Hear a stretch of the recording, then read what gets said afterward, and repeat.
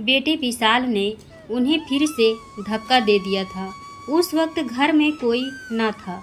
पिता के कराह का उस पर कोई असर न था। असर होता भी तो कैसे? होश में तो होता तो समझता। वह तो बरसों पूर्व नशे की काली दुनिया में खो चुका था। नौकर बाजार से सब्जी लेकर लौटा तो उन्हें जमीन पर पड़ा देखकर उसने ही एम्बुलेंस मंगवाया। डॉक्टर के बहुत पूछने पर भी वह अपने जुबान से असलियत कह भी ना सके। डॉक्टर ने 5 हफ्ते का रेस्ट बताया था। वहीं नर्सिंग होम में रहना था। बड़ी उम्र में हड्डियां आसानी से कहाँ जुड़ती हैं। अपने ही पुत्र के कृत्य पर उनकी आंखें नम थी और दिल भरा भरा सा था। दोपहर हुई तो स्कूल से बच्चों को लेकर लौटती बहू सास को पार्लर से लेती हुई घर आई। तब उसे इस दुर्घटना का पता लगा। इस बीच द्वारिका प्रसाद जी ने त्वरित गति से काम किया। वकील को नर्सिंग होम बुला लिया और अपनी समस्त संपत्ति बहू के नाम कर दी। यह सिर्फ एक वसीयत नहीं बल्कि एक ससुर का पश्चाताप था। एक पढ़ी लिखी लड़की को अपने नालायक बेटे से विवाह कराने के उपरांत उनकी आत्मा उन्हें धिक्कारती रही थी, जिसके कारण वह इस नतीजे पर पहुँचे थे। इस बात का पता लगते ही धर्मपत्नी निशा जी आग बबूला हो उठी। मेरे जीते जी इस सारी संपत्ति का मालिकाना हक बहू को देने का मतलब? हम बूढ़े और कमज़ोर हो गए हैं। विशाल हमसे सारी संपत्ति जब्त कर बर्बाद कर देगा। बहू के नाम पर कर दिया। कम से कम पोते पोतियों की पढ़ाई लिखाई सही तरह से चलेगी। वैसे भी अकेलेपन में वह अक्सर यही सोचा करते थे। बस उसी योजना को अंजाम दिया।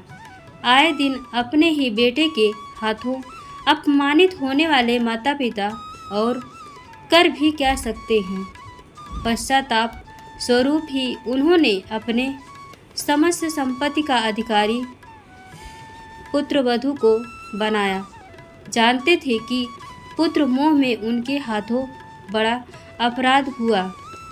आज नहीं तो कल सुधर जाएगा, यही गुनते रहे और वक्त हाथ से फिसलता गया।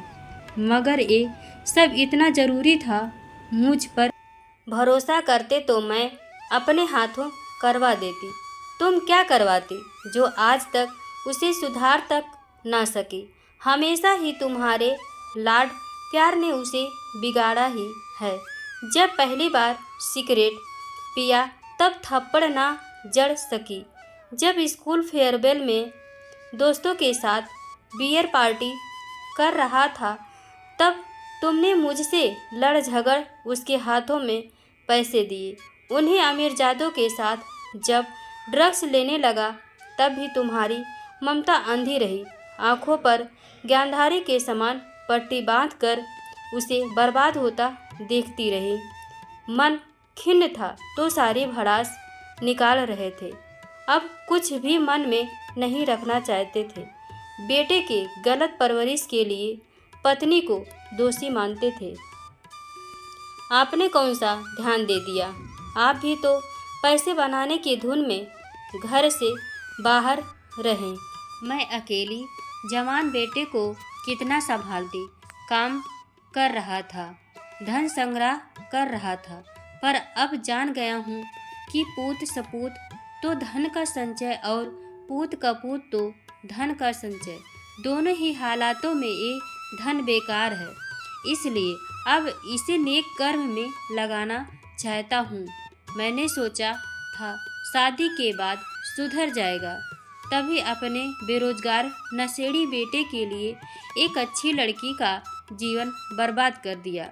तुम्हारे बिगड़े लाडले को जब मैं रिहैब सेंटर में छोड़ने गया तो पीछे से तुमने किसी शरीफ परिवार की लड़की देख उसका ब्याह तय कर दिया और अपने पक्ष में यह दलील देती रही कि शादी के बाद तो अच्छे अच्छे सुधर जाते हैं। वह भी तो उसे सुधार न सकी। सभी मेरे ही बच्चे के दुश्मन बने हुए हैं, जो दिल में आए कीजिए। वह सुबकने लगी। विशाल की गलतियों पर पर्दा मत डालो। अच्छा है कि बहू सरकारी अफसर है, उसके साथ उसके बॉडीगार्ड्स रहते हैं, उससे एक कोई बदतमीजी नहीं कर पाएगा। अब सही समय आ गया है कि फिर से उसे रिहैब सेंटर में भेज दिया जाए।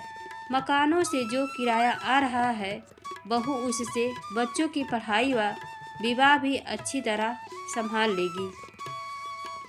क्या आप भी कुछ भी बोल रहे हैं? मेरे लिए कुछ नहीं रखेंगे? थोड़ी शर्म करो निशा। एक लड़की क्या क्या ख्वाब लेकर ससुराल आती है, और हमने प्रीति को क्या दिया? एक ड्रग्स के नशे में डूबा इंसान। मेरी पेंशन तुम्हारे खाने पहनने है, वह पार्लर के लिए काफ़ी होगा। अब तुम्हारी यही सजा है कि तुम बहू को संपत्ति का एकाधिकार दे दो। क्रोध से आशा जी तिलमिला उठी और तड़ाक एक क्या उन्होंने बहू पर हाथ उठा दिया। सभी सन्न रह गए। एक बारगी बहू को भी विश्वास नहीं हुआ कि ये हाथ उस पर उठे थे बिन अपराध। अपमान सहा था, पलट कर कुछ बोल सकती थी, मगर यह उसके संस्कार नहीं थे। चुपचाप कमरे से निकल सरकारी आवास पर जाने के लिए सामान पैक करने लगी। जब तक सब उसे रोकने का प्रयास करते, उसने घर छोड़ दिया था। निशा जी ने सपने में भी ना सोचा था कि गलत सही ढंग से जमा राशि इस तरह उनके हाथ से निकल जाएगी। हार कर प्रीति से अपने किए की माफ़ी मांगी और उसे बहू नहीं बल्कि बेटी बनाकर घर वापस ले आई। उनका नालायक बेटा भी कुछ राह पर आ गया। अब पैसों के लिए पिता को परेशान करना छोड़ दिया था, क्योंकि वह जान चुका था कि जो भी है वह उसकी पत्नी का है, वही चाहे तो देगी या नहीं देगी, और पत्नी से उलझने का साहस न था। ऐसे भी इस तरह के बच्चे माँ बाप के प्रेम का ही तो फायदा उठाते हैं। गृह कला को विराम मिला तो सास ससुर भी कुछ सुरक्षित महसूस करने लगे थे। अब घर में सब कुछ तो नहीं बदला था, पर एक ससुर की आत्मा को कुछ हद तक शांति मिली थी। उनके हाथों हुए अपराध की कोई माफ़ी नहीं थी, पर वह तड़प जो बहू के निर्दोष चेहरे को देखकर उठती थी और उन्हें गलाने में डुबोती थी, वह शांत हो गई थी। विशाल को रिहैब सेंटर भेज दिया गया और प्रीति अपने सास ससुर की बेटी बन आजीवन उनकी सेवा करती रही। आप इसके बारे में क्या कहेंगे? कमेंट बॉक्स में बताएं। मेरे वीडियो को लाइक एंड शेयर करें और मेरे चैनल को सब्सक्राइब करें। Thank you. जय हिंद, जय भारत।